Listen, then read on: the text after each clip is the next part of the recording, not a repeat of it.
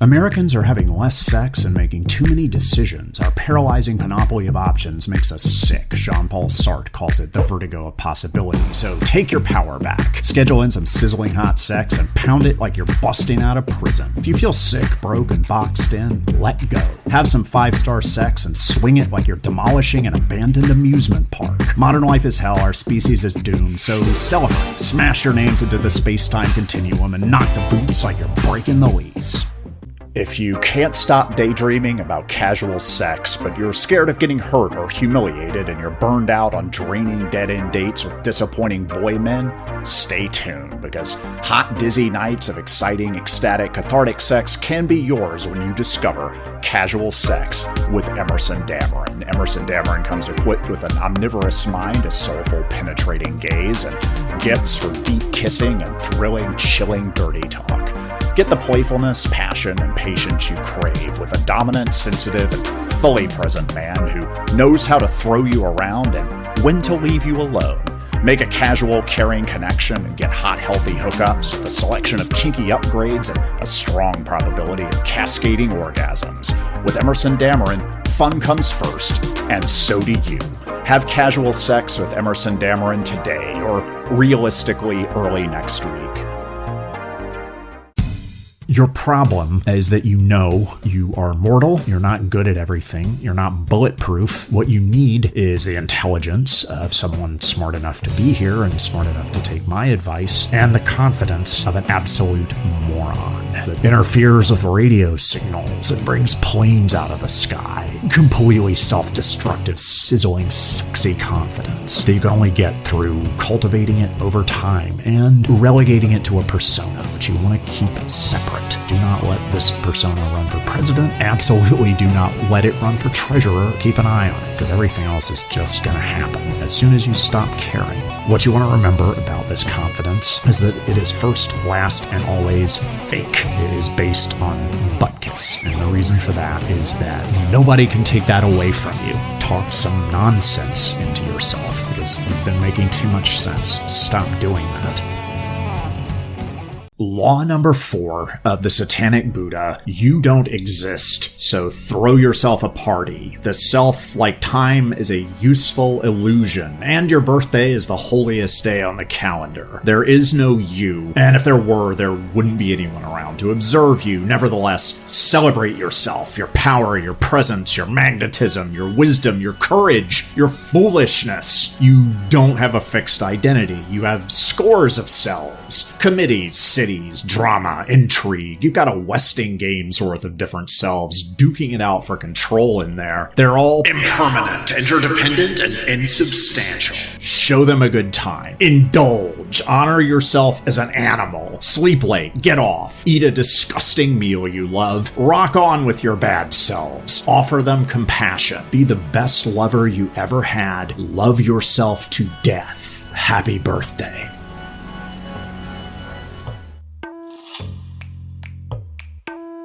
We open in the main living area of the condominium in Venice Beach, California, shared by the couple Leo and Megan. Leo is an advertising man by trade and of the absent-minded professor type by nature. He is very much in his head, and you would be too. It's a fascinating place. He's a connoisseur, a synthesist of all sorts of different cultural, historical, mythological, philosophical information that's flowing and grinding and churning around in the ecosystem. He's picking up all of it, and he's creating something in his head that could either be the ultimate autodidact's introduction to human consciousness or absolute crap. He doesn't know himself. In his daydreams, which sometimes are vivid enough and engrossing enough for him to be hallucinations, and sometimes are indistinguishable from reality for him in the same way that dreams can be. Leo gets sucked into his daydreams. Bright red, sexy blue velvet blue blue, violent, bloodthirsty, romantic, hypnotic, very vivid worlds. He would claim that he experiences what former President Jimmy Carter called lust in the heart. In fact, would be more aptly described as lust in the mind. He is married to Megan. There's a lot of love between these two people. They have become sexually incompatible. Megan is a lot of things. She's deeply spiritual. She has been staying at home most of the time. She doesn't work. She collects disability. Everyone is diagnosable. Work is for suckers, so I tip my hat. That's not a bad way to go. She is volcanically horny. She spends most of the day jerking off, but that doesn't quite cover what's happening. She is so embodied. It creates a certain magnetism in and around the condominium. People walking past outside can feel it. They don't know what it is. They will sneak into the alley behind the condo and get down to business right there, which only juices up the atmosphere even more. Megan is very much in her body. She's the Peg Bundy of the Kali Yuga. That's Megan's energy, and she almost has to stay home to avoid making a scene. Leo has never created anything. He's never gonna create anything. He's a student of the world. He is having an affair, with a interesting young woman named Gita. Very intelligent, sophisticated, smart, and kind of impossible. Leo wants to crack the code. It's just not happening, but his fascination has spiraled, snowballed, taken on a life of its own. Gita is happy to use him as a vibrator with a thesaurus while she waits for someone to come along who is deserving. And she has another gentleman caller named Steve, who is an artist. He's a deeply passionate person. His work is brilliant, and he is obsessively in love, limerence is what it is, with a woman named Leanne, who no one ever sees. He talks about her constantly. She's never around. Being in love with someone who is unavailable, inaccessible, in this case, lives in another city. It's not really established where. Like, she travels around a lot, but for some reason she never comes to LA. There are advantages to being in love with someone who is unavailable and will never reciprocate. You don't have to have relationships with people in your town, which is good. All of them are terrible, but you don't have to be alone because you can have sex with whoever you want. And Steve has been pounding out with Gita. He does not have romantic feelings for her, which makes her intrigued, but he's also vulnerable and full of feelings, and she's not so crazy about that, and she's just not into his work. But he's swinging it. The sex is good. And that's how Leo and Steve become friends. Leo is on his way in. Steve is on his way out. Steve is in some ways Leo's unrealized potential. He is in the arena. He's doing the damn thing. He is making his paintings and drafting plans for buildings. He has to, because if he doesn't, he becomes a pretentious hipster. Leo is a philosopher, scientist, weirdo, but, he's never going to make anything, but he's fascinated with Steve's work because he thinks that Steve is just right on the edge of doing something fascinating. He's not now. Like, his stuff is very slight, and yet there's a spark there that indicates that he could be onto something tremendous. And he's fascinated by Leo because Leo keeps speaking in his own made-up languages and drifting between different modes of thinking, and it's just so interesting, and they're totally in love with each other. And Gita figures that out and is perpetually bored, so she suggests a three-way. The first attempt doesn't go well. The second and third attempts are more successful, and this becomes a bit of a routine. Steve recognizes that Leo has stronger feelings for Gita, so he will step out and wander around and sometimes circuitously make his way to Leo and Megan's condo and take care of Megan. Everyone kind of knows that that's going on. It's not talked about specifically because then they would have to talk about it, and Leo doesn't really want to talk about it, but it's a known thing. So everyone's pounding it out with everyone, and the spring turns into summer, and it becomes a little routine for Gita especially. She wants adventure. So the three of them, Leo, Steve, and Gita, time for an adventure into the sexual underworld of Venice and Santa Monica. Sometimes they go to basements, sometimes in people's homes, sometimes in abandoned buildings. If you ever wondered what's going on at 909 Oceanfront Walk, just gonna leave it there. Gita is bound and whipped and tortured and called filthy names and realizes that that's not quite doing it either. So she turns it around, puts Steve in bondage. Steve is a man with a surplus of self-pity, so it's symbolically interesting, and he talks with Leo about it for hours. He doesn't really get off, and neither does Gita. They still feel kind of bored, but that's just the beginning. They discover new drugs. They go into rooms with lighting and colors that they've never seen before, not even in the big box of crayons. And in those rooms, they are finessed by escorts who truly know what they're doing. Individuals of the night will absolutely convince you that they long for you, that they lust for you. It will be the pure experience of sensations of being loved and wanted that you probably won't get in real life. Leo finds it very interesting to analyze after the fact. Steve is fully immersed. He wishes Leanne was there. She would really enjoy this. This was totally different. This was the frontier. Indescribable. To the point where Steve had a bit of a breakdown. In one erotic encounter, was forced to confront his age-old fear of being separated from his family, from the group, being left alone to starve, being left to his own devices, but being convinced that there's nothing he could do for himself but hope for a quick death, find some honey, pour it over his body, hope that he was devoured quickly by bears, because otherwise starving to death in the worst lonesomeness that he'd ever experienced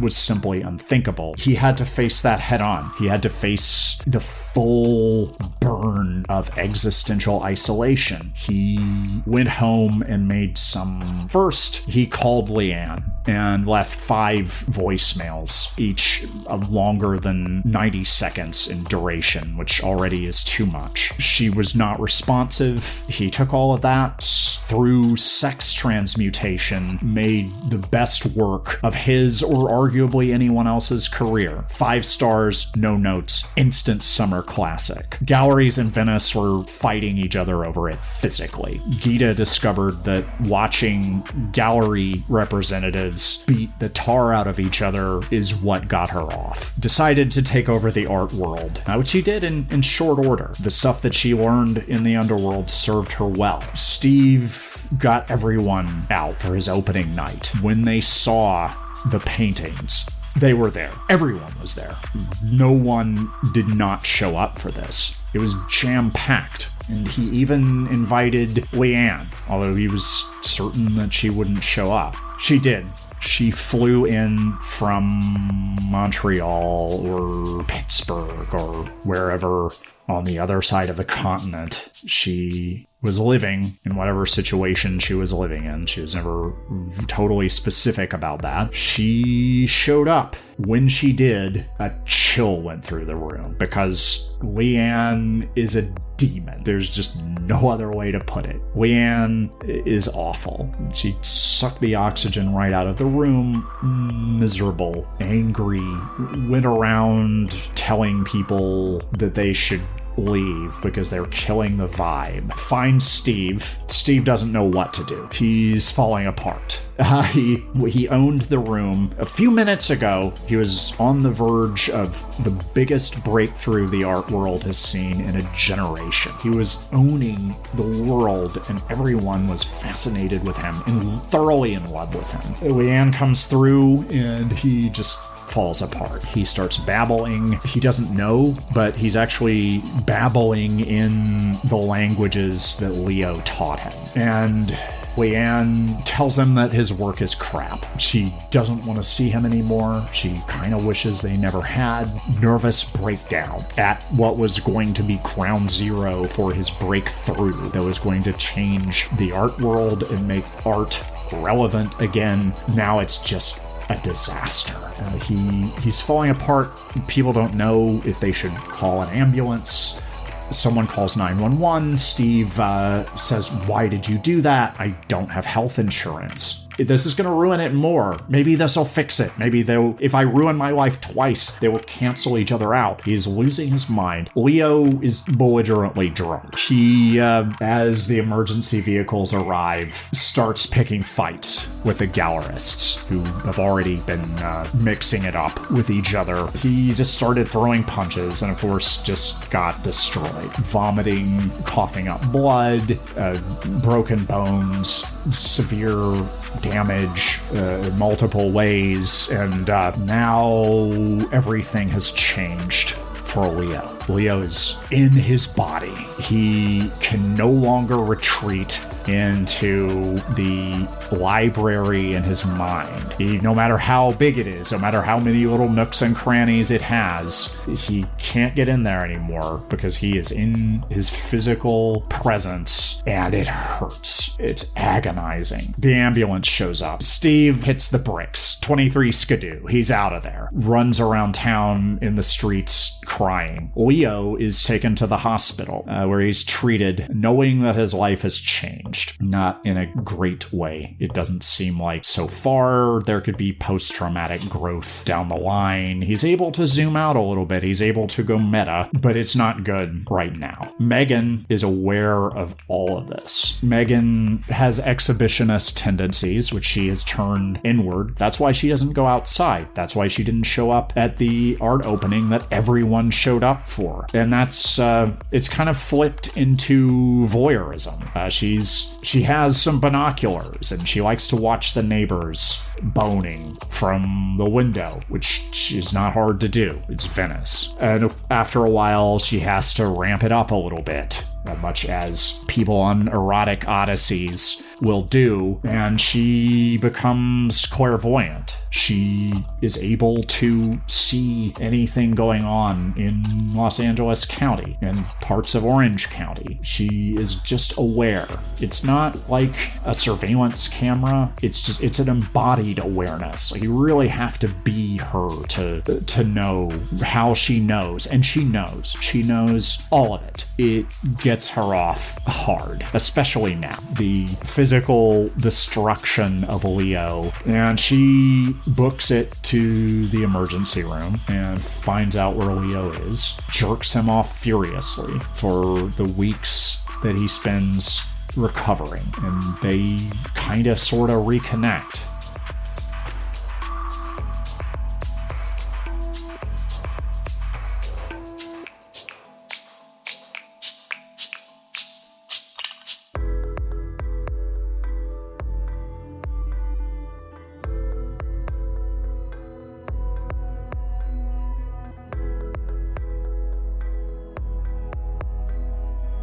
This has been a special bonus episode of Emerson Dameron's Medicated Minutes, the bite-sized erotic thriller Salacity in Bloom, celebration of Bloomsday. which also happens to be my birthday. Thank you. I made it this far. In lieu of flowers or condolences, please donate to K-Chung, kchungradio.org/donate. That's the radio station where this show usually premieres every first Wednesday of the month at 7 p.m. Pacific. This is a bonus episode, but take care of K-Chung. If you enjoy the show, donate to K-Chung. If you don't enjoy the show, donate to K-Chung. Tell him to cancel it. That's your prerogative. Music for this episode is by Visions of the Universe. Everything else is by me. I am Emerson Dameron, your witty and wounded romantic hero, producer, writer, and host of Emerson Dameron's Medicated Minutes. I love you personally. Levity saves lives. Medicated-minutes.com.